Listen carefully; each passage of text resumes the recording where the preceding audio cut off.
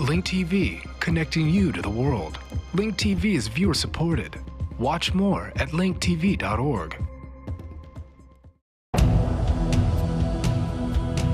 Closing a $42 billion budget gap in California will be no easy task. California overspent. Which child do we cut? Is it the poor one or is it the sick one? Greece overspent too. The Greek Prime Minister is likening the current crisis to a wartime situation. Now the bills are due. Next on Global Pulse. A comparison of how broadcasters worldwide are covering Greece and California's debt problems.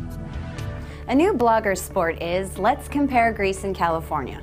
It's not just because both have beautiful climates and both attract a lot of tourists. It's their economies, stupid. Or better yet, it's their stupid economies. They both have huge budget deficits, as Fox News and Al Jazeera reported.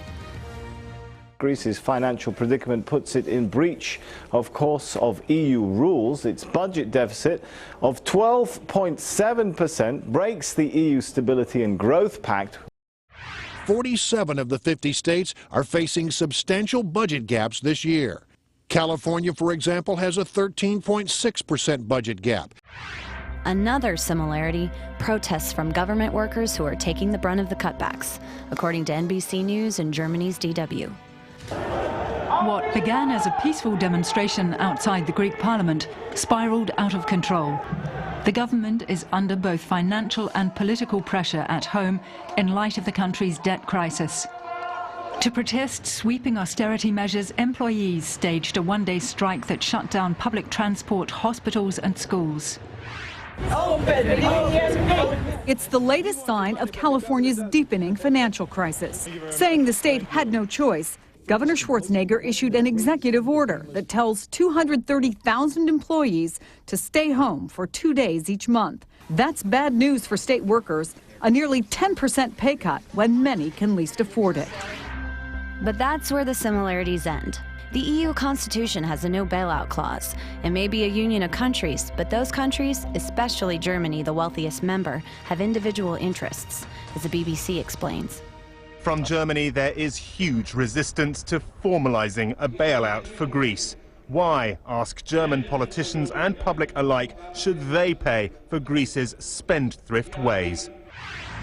But the resistance to a Greek bailout created a crisis of confidence for the euro, and the EU soon backtracked, as DW reported. The European Union officials said the details are now complete on, yet again, a Greek bailout plan.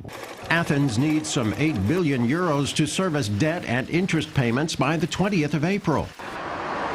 The financial markets are betting Greece will resort to an EU IMF rescue fund.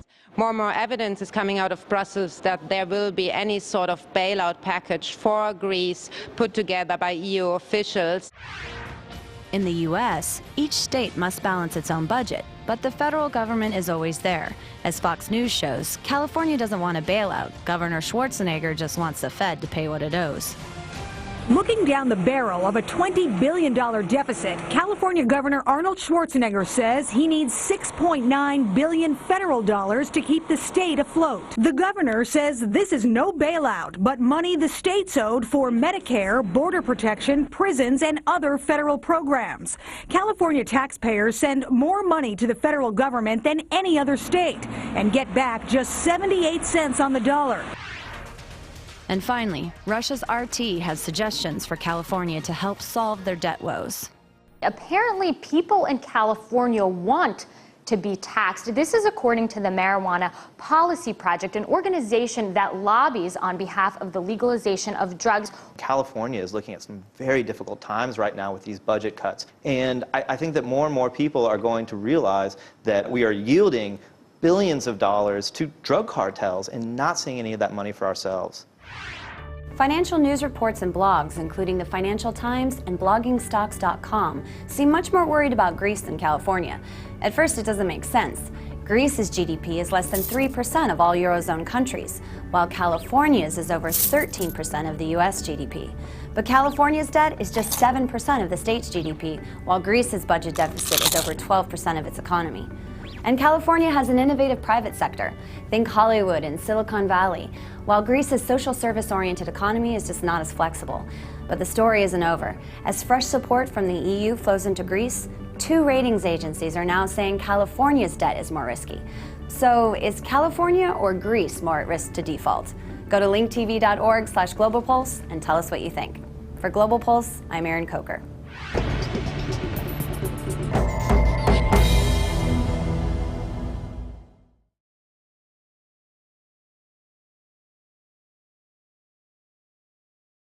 To learn more, join our news hunt about the global recession and see how it impacts people around the world. Visit our global economy page. Go to linktv.org/economy. Link TV is the only U.S. network dedicated to global and national news, uncompromising documentaries, and diverse cultural programs. Programs which connect you to the world. To learn more, visit linktv.org.